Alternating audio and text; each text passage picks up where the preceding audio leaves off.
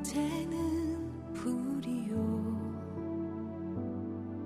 그의 아름다움은 들의 꽃과 같으니 풀은 마르고 꽃은 시드나 우리 하나님의 말씀은 영원히 서리.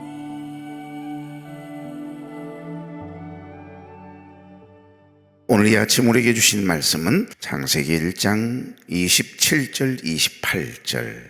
하나님이 자기 형상 곧 하나님의 형상대로 사람을 창조하시되 남자와 여자를 창조하시고 하나님이 그들에게 복을 주시며 하나님이 그들에게 이르시되 생육하고 번성하여 땅에 충만하라. 땅을 정복하라. 바다의 물고기와 하늘의 새와 땅에 움직이는 모든 생물을 다스리라 하시니라. 아멘. 자우로 인사 나누죠. 좋은 아침입니다. 네, 참 좋은 아침이네요. 이 아침 첫 시간 하나님께 드리기 위해서 걸어간 발걸음을 떼신 여러분과 또 가정에서 유튜브를 통해 함께 예배에 참여하고 있는 교회 여러분 주의 이름으로 축복합니다. 오늘 본문은 어제 아침 말씀 나누었던 것처럼 하나님께서 저와 여러분에게 주신 문화적 명령입니다. 하나님께서 우리에게 주신 문화적 명령. 문화라고 하는 거 어제 말씀 함께 나누었죠. 말이 난 그대로 그냥 있는 상태는 그건 자연이죠. 그러나 말을 훈련시켜서 서커스에 동원시킨다 그건 문화입니다. 꽃이 들판에 하나님께서 나게 하시는 대로 피우고 싹을 틔우고 그건 자연이죠. 꺾어서 옮겨놓는 순간 문화가 되는 거죠. 하나님께서는 우리에게 늘 재생산해내도록 문화적인 삶을 살아가도록 우리에게 명령하십니다. 하나님께서 우리에게 영화와 존귀로 관을 씌워주셨다. 하나님께서 인간에게 존귀한 지위를 부여하시고 영광스럽게 존귀한 존재로 우리를 특별히 부르셨고 특별한 존재로 우리를 창조하셨다. 그게 이제 시편 8편을 통해서 시인 다윗을 통해 고백되어진 내용들이 영화와 존귀로 관을 씌워주셨다라고 하는 말씀이라고 했죠. 관은 면류관을 이야기하기도 하고 왕관을 생각하면 되겠습니다. 왕이나 귀한 사람에게 왕관을 면류관을 씌워서 지위를 높여주시는 것처럼 하나님께서는 인간을 창조하신 후에 인간을 특별한 존재로 삼으셨다라고 하는 그런 말씀이거든요. 저는 특별한 경험이 하나 있습니다. 김성곤 집사님과 함께 찬양단을 했던 김성진이라고 하는, 이름도 똑같죠? 비슷하죠? 그 형님과 동창인데요. 김성진이라고 하는 형제가 있었는데 그 드럼을 치는 형제였어요. 그때만 해도 인안교회가 촛불 선교단이라고 하는 특별한 찬양단이 있어가지고요. 순광교회가 화요 찬양 모임이 처음으로 생겨났고 순천중앙교회는 한참 지난 다음에 90년도 초나 돼서 이제 목요 찬양이 시작이 됐고 서울의 온누리교회를 모방을 해서 거기에 샘플링을 해가지고서 목요 찬양 집회가 항상 목요일 날이면 있었고 우리 교회는 금요 찬양이라고 하는 게 있었습니다. 그때 이 드럼을 치던 형제였는데 인안교회입니다. 그때는 전도사님이셨어요. 우리 목사님과 거의 비슷한 동기이신데 처음으로 이제 상사댐이 생기고 나서 갑자기 큰 눈이 내렸거든요. 지금도 그 기억이 납니다. 그렇게 많은 눈이 내릴 수가 없어요. 가득 채워져 있잖아요. 상사댐에. 그러니까 기후가 달라졌어요. 그러더니 큰 눈이 내렸는데 그때는 쿨피스 슈퍼 구멍가게였잖아요. 그 슈퍼 구멍가게 우유나 쿨피스를 이렇게 오토바이를 가지고 배달하는 친구였는데 참 신실한 친구였습니다. 그 친구는 드럼을 치고 그 어렵게 번 돈을 어려운 교회 또 비디오를 하나 사가지고 비디오 테이블 그때는 빌려가지고 성화 같은 것을 어려운 교회 아이들에게 이렇게 보여주곤 했던 아주 신실한 청년이었거든요. 저희들 이제 드럼을 쳐주기도 했는데 교통사고로 하나님의 부르심을 받았거든요. 25살입니다. 참 좋은 청년이었는데 지금도 그 친구가 기억이 나요. 그런데 이 친구는요, 오늘은 성진 형제가 기도해요 그러면 항상 변함없이 감초처럼 한 번도 그 성구를 뺀 적이 없어요. 죽도록 충성하라. 그리하면 내게 생명의 면류관, 생명의 면류관을 주시리라고 하는 그 말씀을 꼭 감초처럼 그렇게 고백을 하고 기도를 해요. 한 번도 그런 적이 없어요. 순서가 돼서 성진 형제 오늘 좀 기도해요 그러면 항상 그 기도. 그런데 이제 교통사고로 갑자기 동방교통 관광버스가 다 배달하고 집으로 돌아가는 그 형제 오토바이 뒤에서 살짝 친 거예요. 뭐 그 자리에서 하나님 데려가신 거죠. 뭐 나는 이제 너무너무 마음이 안 좋아서 3일 동안을 그 형제가 너무 신실했기 때문에 원망 아닌 원망을 했습니다. 하나님, 왜 그 형제를 데려가셨습니까? 그 형제가 교통사고로 죽었다라고 하는 소식을 듣고 그 다음날 하루 종일 찬양했거든요. 그리고 장례식 치르고 또 그날 저녁 녹동제일교회 합동체인데 한 800명 모이는 교회에 집회가 예정이 돼 있었습니다. 그 형제를 하나님께서 데려가시고 나서 네가 그래도 찬양 안 하나, 아마 테스트 하시는 것처럼 그 힘들고 어려운 중에 계속 찬양하게 하셨거든요. 새벽 예배를 마치고 잠깐 잠을 붙였는데 천국에서 찬양하는 우리 성진 형제 모습이 순간 선명하게 하나님 보여주셔요. 그런데 여러분, 놀라운 일은 얼마나 많은 사람들이 두 손을 높이 들고 다 같이 서서 그렇게 기쁨과 감사함으로 찬양하는 사람들의 모습이 쫙 하나님 보여주셔요.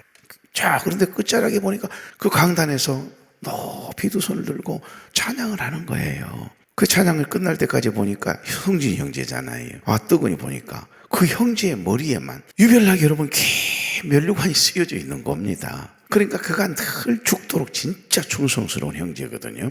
그래서 그 부모님 형제들을 예수 믿게 하고 구원받도록 하나님께서 은혜를 주셨고, 그 형은 선생님이세요. 지금 장로님이시고 정말 신실함으로 그 힘들고 어려운 중에도 교회를 떠나는 법이 없이 지금 신실한 일꾼으로 지금도 봉직하고 있거든요. 그런데 그 형제의 머리에 쓰여져 있는 그 긴 면류관, 반짝반짝거리는 긴 면류관을 진짜 쓰고 있는 거 있죠. 내가 죽도록 충성하라. 그리하면 내게 생명의 면류관을, 그 줄이라고 하는 말씀 감초처럼 고백하며 기도하던 그 친구의 머리에 관이 씌워져 있는 걸 보았죠. 그 형제를 만나고 난 다음부터는 저 한 번도 슬퍼한 적이 없습니다. 그리고 그 형제의 사진을 놓고 무서워한 적도 없고, 그러니까 하나님이 한순간 슬픔을 걷어가시는 거예요. 그러니까 제가 사역을 중단하고 싶어도 중단할 수 없도록 20년 그 하나님과 서운한 작정을 지킬 수 있도록 하는 원동력, 동력이 된 사람이 바로 그 많은 사람 중에 성진 형제입니다. 여러분, 저와 여러분이 이곳에 앉아있기까지, 저와 여러분이 이곳에 서 있고 믿음으로 살아가기까지는요, 우리가 알 수도 있고 알 수 없는 수많은 사람들의 눈물의 기도와 희생과 순교의 피가 있는 겁니다. 그래서 우리가 서 있는 거예요. 그 목까지 우리가 우리 사명을 다하며 살아야 되는 겁니다. 그러니까 오늘 여기 말씀 속에 하나님께서 피조물인 모든 자연 만물을 창조하시고 난 다음 마지막 6번째 날 아담과 하와를 지으시거든요. 자, 인간을 지으신 하나님께서 특별히 시편을 보시면 영화와 존귀로 관을 씌워주셨다라고 하는 말씀이 맞아요. 그러니까 인간에게 하나님을 대신하는 피조물의 통치자로 세워주셨고, 다스릴 권세, 주권을 우리에게 주신 거예요. 이 모든 인류 만물은 하나님의 주권 하에, 하나님의 통치 아래에 있는 거죠. 그래서 하나님의 통치가 미치는 그곳이 하나님의 나라가 되는 겁니다. 오늘 저와 여러분의 삶의 현장, 우리의 마음 씀씀이가요, 하나님의 통치가 미치면 여러분의 마음이 천국이 이루어지는 것입니다. 저와 여러분의 삶의 현장이 하나님의 주권, 하나님의 통치가 미치는, 하나님이 원하시는 하나님의 뜻을 이루어내는 하나님의 나라가 된다라고 하는 거죠. 오늘 여기 26절 한번 볼까요? 하나님이 이르시되 우리의 형상을 따라 우리의 모양대로 우리가 사람을 만들고 그들로 바다의 물고기와 하늘의 새와 가축과 온 땅과 땅에 기는 모든 것을 다스리게 하자 하시고, 어제 아침 말씀 생각나지요? 그러니까 여기에 우리의 형상이 나옵니다. 우리의 모양이 나오네요. 단순한 외모를 이야기하는 게 아니에요. 하나님의 성품과 본질을 반영한 하나님을 가장 많이 닮은 존재로, 하나님이 지으신 피조물 중에 가장 하나님의 형상을 닮은 피조물은 인간이라 이 말입니다. 그러니까 우리가 우리 아버지 어머니의 마음을 조금 이렇게 체득하고 생각하면 하나님 아버지의 마음이 느껴지잖아요. 훨씬 더 이해하기가 쉬운 것처럼 형제의 모습 속에 보이는 하나님 형상 아름다워라. 장로님의 모습 속에 보이는 하나님의 형상이 보이니까 이상해요. 품어져요. 그리고 축복하게 되고, 그리고 행복하게 되는 거죠. 여러분이 제 모습 속에 하나님의 형상이 보이지 않으면 어렵습니다. 그래서 날마다 허물이 보이고 단점만 보일 겁니다. 여러분의 자녀들의 모습 속에서, 아내의 모습 속에, 남편의 모습 속에 보이는 하나님의 형상이 보이길 바랍니다. 또 우리가 하나님의 형상을 닮은 자로서 하나님의 부르심을 받았고 용화와 존귀로 관을 씌워주셨잖아요. 특별한 지위를 부여하셨다 이 말이거든요. 그래서 우리가 오늘 이 하루의 삶을 살아갈 때 믿는 자나 믿지 않는 사람에게나 우리 자녀들에게나 내 사랑하는 가족들에게 남편과 아내에게 하나님의 형상이 보이는 삶을 살아야 제대로 사는 것입니다. 그래서 하나님의 형상이 보이네. 그럼 끝나는 거예요. 그러면 그 아이의 모습 속에 그 자녀의 모습 속에 허물이 단점이 안 보여요. 이 녀석을 향한 하나님의 계획과 섭리가 막 기대되는 거죠. 기도할 때마다 행복하고. 그러니까 이 말씀에는 하나님께서 우리 인간에게 주신 문화적 명령이 들어있는 거예요. 여기 27절 28절은 하나님께서 우리 인간에게 주시는 문화적인 명령이라고 하지 않았습니까? 여러분, 하나님께서 사람을 이렇게 창조하시고 가장 먼저 하신 일이 뭐죠? 가장 먼저 하신 일은 뭘까요? 27절 서두에 나오네요. 하나님이 그들에게 복을 주시며 아담과 하와에게 복을 주셨다. 수많은 피조물 중에 유일하게 우리 인간만큼은 땅에 속한 육이 있잖아요. 흙으로 창조했으니까. 그래서 우리는 이 육체 덩어리가 병들고 이제 소환이 다 돼서 깨지고 부서지면 우리의 몸뚱아리는 육에 속한 이 육은 땅에 속해 있기 때문에 땅으로 돌려보내는 겁니다. 너희는 흙이니 흙으로 돌아갈지니라. 그러나 하나님이 우리 코에다가 생기를 불어넣어 주셔서 생영, 영혼을 가진 존재가 되게 하셨잖아요. 그래서 이 육체 덩어리, 영혼을 담는 그릇이 깨지고 부서지는 순간 영혼은 그 주신 하나님께로 가는 거예요. 영원한 세계로 가는 거예요. 죽음 너머에 천국과 지옥이 분명히 있습니다. 그래서 하늘에 속한 영적 존재로 우리를 창조하셔서 그 어떤 피조물과는 달리 우리 인간만 땅에 속해 있는 존재이기도 하지만 하늘에 속해 있는 영적 존재라니까요. 그런데 하나님께서 우리를 창조하신 후에 영화와 존귀로 관을 턱하니 씌워주셨어요. 하나님은 이 세상을 창조하신 후에 가장 존귀한 존재인 사람을 먼저 축복하시는 일부터 시작하거든요. 그래서 하나님 인간에게 우리에게 은혜와 복을 주실 때는 반드시 그 복을 통해서 이루어야 할 사명을 함께 해주십니다. 그래서 사명자는 후회함이 없는 거예요. 그렇게 십수년 동안 주를 위해서 헌신하고 충성스럽게 일을 했는데 마지막에 가서 마음 상했다고 서운하다고 그만 확 은혜를 엎어버린 분들이 계세요. 그렇게 존경받았던 목사님들이, 그렇게 존경받았던 장로님들이 인간적인 서운한 감정에 그만 확 은혜를 쏟아버리고 난 다음에 교회가 깨지고 부서지는 일들을 얼마나 우리가 많이 경험합니까? 왜 그러죠? 사명이 아니었던 거예요. 그러니까 대단하진 않아도요, 정말 하나님만 바라보면서 신실함으로 하나님이 주신 귀한 사명을, 그 소명의식을 가지고 최선을 다하신 분들을 보면요, 마지막 누가 뭘 한다 할지라도 하나님을 위해서 일했고 하나님을 생각하면서 지금도 일하고 있는 분들은요, 절대 서운함을 드러내지 않아요. 순간 인간적인 서운함이 스쳐 지나갈 수 있습니다. 그런데 아니에요. 사명자는 후회함이 없게 하세요. 빚을 졌어도, 손해를 봤어도, 억울한 일을 당했어도 결코 후회함이 없게 하세요. 그게 하나님이 주신 은혜고 복이에요. 오늘 여기 하나님이 그들에게 복을 주시며, 이 말씀은 그런 깊은 의미가 있습니다. 그래서 하나님께서 우리 인간을 창조하시고 난 다음에 은혜와 복을 이렇게 부어주셔요. 이 은혜와 복을 우리에게도 부어주실 때는 반드시 그 복을 통해서, 여러분에게 부어주신 그 은혜와 복을 통해서 반드시 이루실 사명이 함께 주어진다는 거예요. 그래서 사명을 감당해낼 때 사명자는 절대 후회함이 없게 하시는 겁니다. 여기 복을 주시며 그랬네요. 바라크라고 하는 단어거든요. 축복하다, 번성케 하다, 은혜를 베풀다, 이런 뜻으로 하나님께서 우리에게 풍성한 생명과 권세를 주셨다라고 하는 말씀이 되는 겁니다. 오늘 여기 28절 보시면 하나님이 인간에게 주신 축복과 사명의 핵심을 담고 있는 구절인데, 하나님은 인간에게 뭐라고 그러죠? 생육하고 번성하여 땅을 충만하게 할 것을 명령하시면서 땅을 정복하고 모든 생물을 다스리라. 동사가 5가지가 나오네요. 역할을 부여하고 계시네요. 그러니까 여기 정복과 다스림은요, 억압적인 통치를 이야기하는 것이 아닙니다. 책임감 있는 관리와 돌봄을 의미하는 거지요. 내게 주신 사명, 그거 감당할 때 행복하도록, 내게 맡겨주신 특별한 어떤 그 사명을 감사함으로, 기쁨으로 감당해낼 때 그 속에 감춰놓은 하나님의 기쁨이 있다니까요. 그러니까 이웃과 늘 나누는 은사가 있는 분들은요, 자기 먹을 것도 없는데도 퍼다 주면서 날마다 나누어요. 베풀고 나누고. 어떤 분들은 하나님께 늘 드림으로 행복을 경험하고 드리는 게 재밌어요. 드리는 게 날마다 행복해. 그런데 이상해요. 드리고 나면 더 생기네요. 옛날에 여러분 보십시오. 이게 펌프질 했던 그 펌프질 옆에는 항상 뭐가 있죠? 마중물이 있었잖아요. 마중물. 우리가 급하다고 마중물까지 만약에 써버리면 날마다 고생해요. 뭐 압력이 있어야죠. 근데 그 마중물을 트거니 넣으면 이 마중물이 저 밑에까지 안 내려갑니까? 탁하니 내려가서 내가 끌고 올라올게.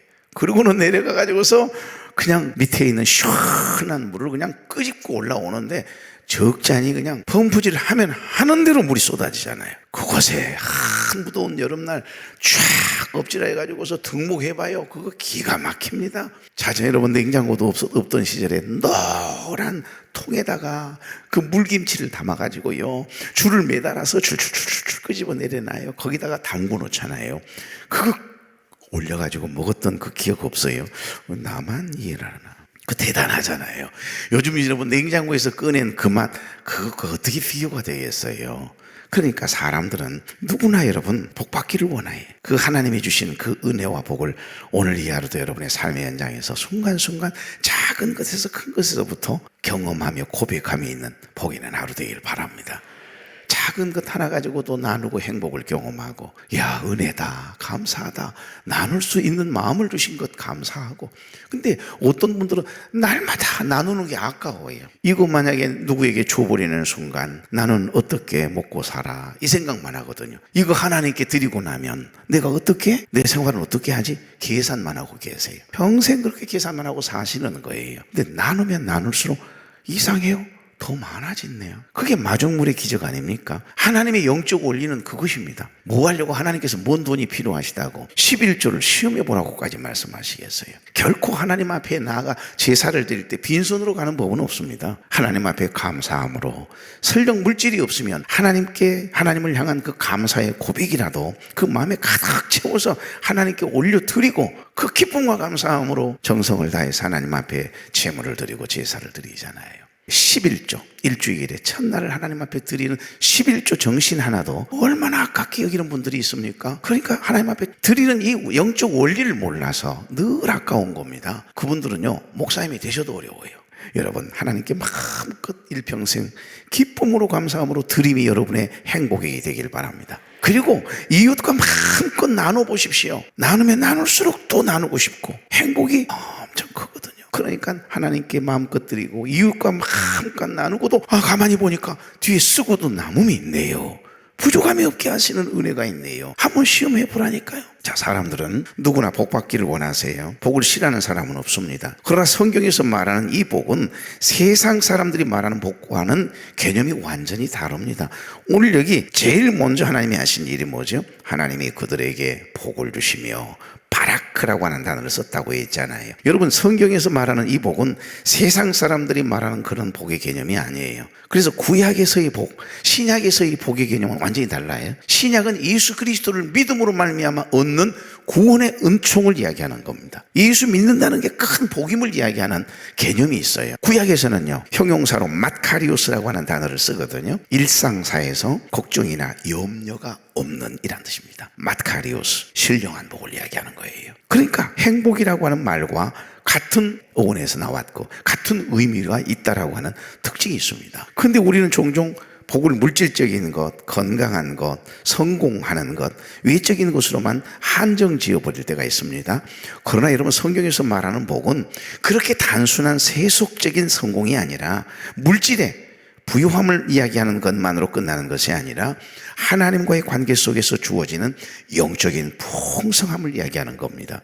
오늘 여기 보십시오. 28절 다시 한번 봉독해 볼까요? 시작. 하나님이 그들에게 복을 주시며 하나님이 그들에게 이르시되 생육하고 번성하여 땅에 충만하라, 땅을 정복하라, 바다의 물고기와 하늘의 새와 땅에 움직이는 모든 생물을 다스리라 하시니라. 아멘. 이 모든 충만함과 번성과 생육함은요, 다스림은요, 다 사실은 영적인 것과 관련이 있는 겁니다. 하나님과의 관계 속에서 주어지는 그 영적인 풍성함을 이야기하는 겁니다. 그게 진짜 복이죠. 신령한 복은 땅에서 나는 법 없습니다. 다 위에서 내려요. 위에서 내리는 것이 신령한 복이에요. 그러면 여러분, 만약에 여러분이 높은 곳에 있으면 어떻게 물이 밑에서 위로, 하기야 뭐 요즘은 기계가 좋아서 모두 설치해가지고 하나님의 은혜와 복도 끄집어 올려버리려고 하는 사람이 있습니다만은 그러나 그렇잖아요. 좋은 것, 귀한 것은 다 위에서 내려요.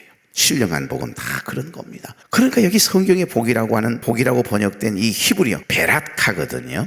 바라크라고 하는 동사에서 파생된 겁니다. 방금 여기 복을 주시며 바라크라고 했잖아요. 그러니까 그 뜻은 엄밀히 따지면 무릎을 꿇다입니다. 복이란 전능하시는 여호와 하나님 앞에 겸손히 내 자신을 낮추고 무릎을 꿇어서 얻는 것임을 보여주거든요. 무릎을 꿇는 거 철저하게. 여러분, 생명이 없는 우상 앞에도요 철저하게 이루어져요. 온전히 고개를 조아리고 완전히 땅에 엎드리잖아요. 경배, 예배라고 하는 의미가 그런 의미가 있습니다. 나를 완전히 낮추는 거예요. 엎드리는 겁니다. 무릎을 꿇는다라고 하는 의미가 예배라고 하는, 경배라고 하는 단어 안에 있다는 거 여러분 아세요? 근데 복이라고 하는 바라크라는 단어가 그래요. 전능하신 여호와 하나님 앞에 겸손하게 무릎을 꿇어 얻는 것이 바로 신령한 복임을 이야기합니다.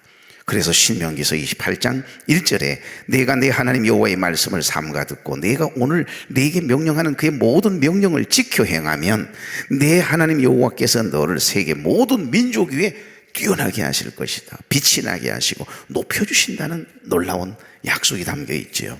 여러분, 복이 하나님으로부터 오고 복은 하나님 앞에 무릎을 이렇게 꿇을 때에 누리는 거예요.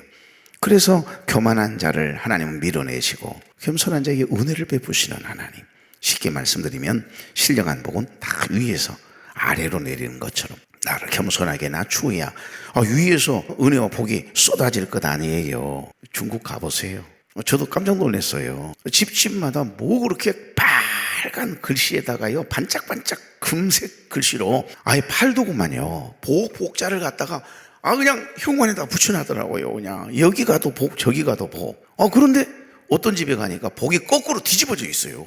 복자를 뒤집어 놓았어요. 그래서 왜 복자를 반듯하게 이렇게 붙여놓지 왜 이렇게 거꾸로 뒤집어 놓았다요? 그랬더니 그럽디다. 복이 위에서 쏟아지라고. 이 집에 올해는 복이 그냥 확 쏟아지게 해달라고 하는 그 복에 대한 간절한 사모함이, 갈망이 그렇게 복자를 갖다 뒤집어 놓았다고 그럽디다. 어찌 보면 상당히 영적인 사람들이 아닌가 싶어요. 신령한 복, 하나님이 부어주시는 은혜와 복을 마음껏 받아 누리기를 원하세요. 여러분의 마음을 먼저 낮추세요. 하나님 앞에 늘 엎드려 경배함이 있는, 예배를 소중히 여김이 있는, 하나님의 것은 하나님의 것으로, 그리고 나의 나 되는 것은 하나님의 은혜임을 고백하며 살아갈 때 하나님께서 보신 신령한 복을 받아 누릴 줄로 믿습니다. 말씀을 맺습니다.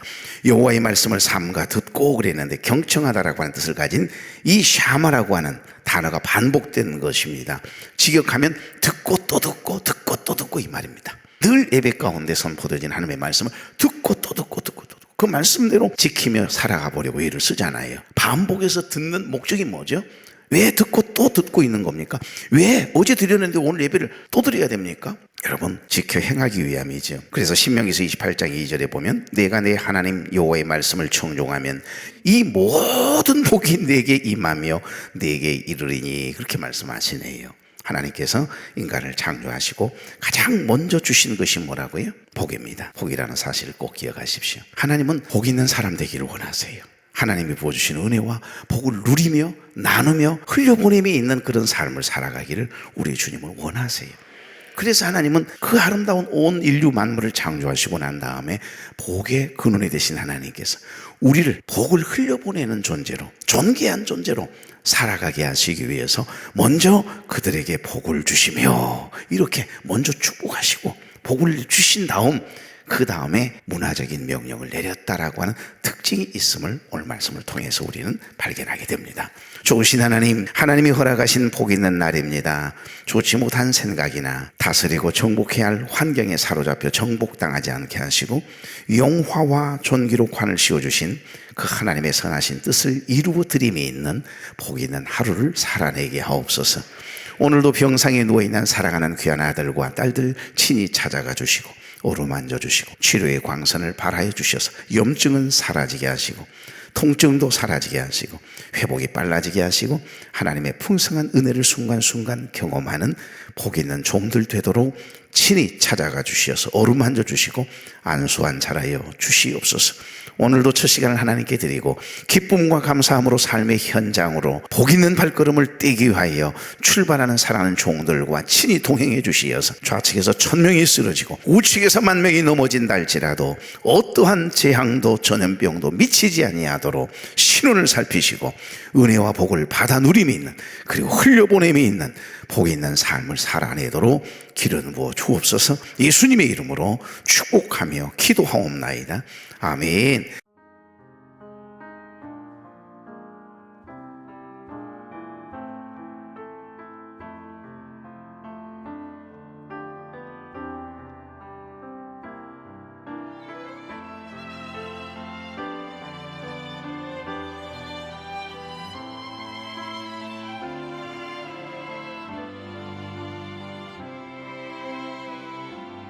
여호와는 내게 복을 주시고 너를 지키시기를 원하며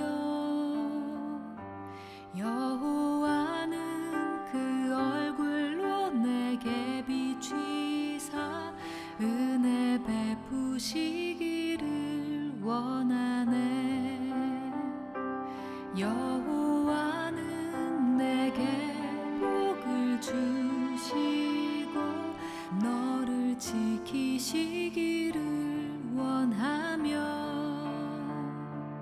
여호와는 그 얼굴로 내게 비추사 은혜 베푸시기를 원하네. 여호와는 내게 복을 주시고 너를 지키시기를 원하며 여호와는 그 얼굴을 내게로 드사 평강 주시기를 원하노라.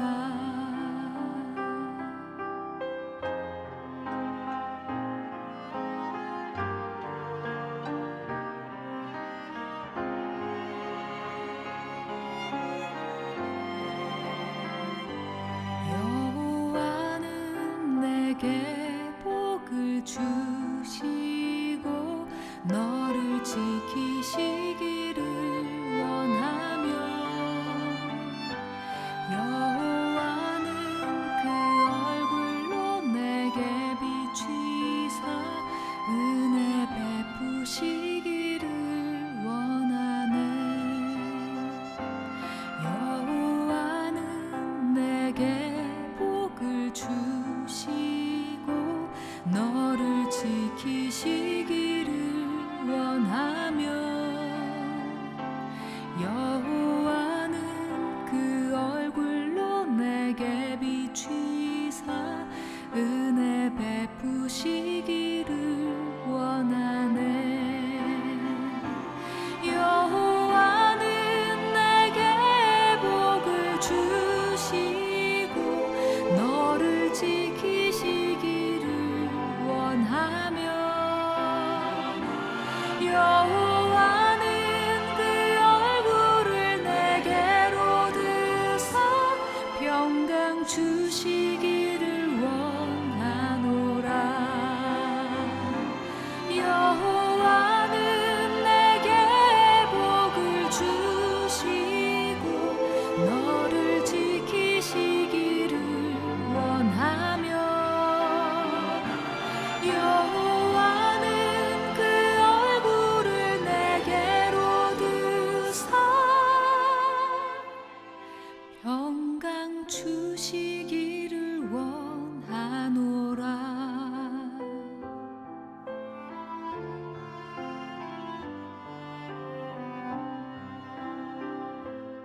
평강 주시기를 원하노라.